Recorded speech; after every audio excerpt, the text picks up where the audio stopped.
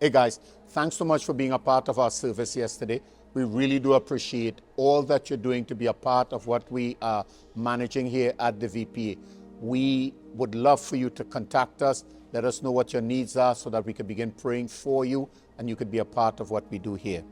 I'm reading from the book of 1 Chronicles chapter 22, and it says in verse 5, David said, "My son Solomon is still young and inexperienced. And since the temple to be built for the Lord must be a magnificent structure, famous and glorious throughout the world, I will begin making preparations for it now." So David collected vast amounts of building materials before his death. And this week I want to talk about preparing ourselves for the next generation for things that we are aware we cannot do. So for the temple, David said, and he called in Nathan the prophet to confirm it. He said, "I will build a temple for God," because God has been moving about in a tent.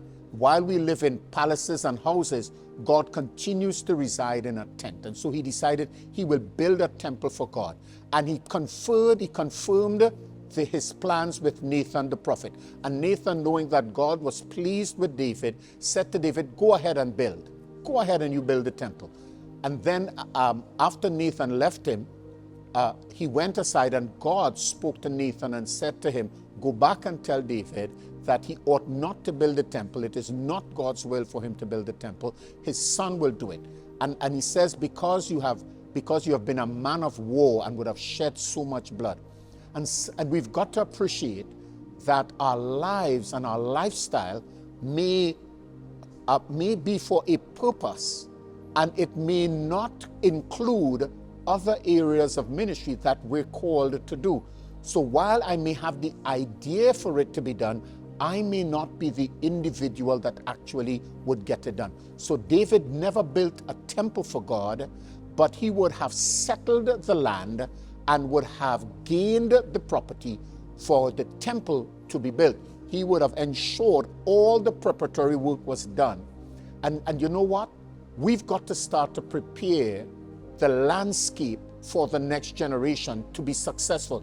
Not just the next generation to be there or for the next generation to do some stuff, but actually for the next generation to be successful, for the next generation to excel, for the next generation to surpass, to do things we were unable, and for some of us, we were debarred from doing by God, because what we are engaged in now would be too much. So I want us to start thinking, those things that we have in mind to attempt, is it the will of God? Is God revealing those things for us?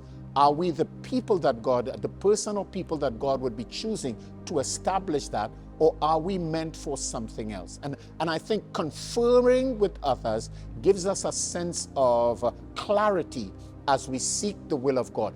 And I tell you what, having a godly thought isn't bad, but acting on it without God's will for us to do it could end up in disaster. So this morning, I want us, as we pray, as we seek God's face, what I want us to do is to give consideration to the things that we have planned to do, but may not necessarily be ours to do, because God has somebody following us that will get it done. Hey, God bless. Take care.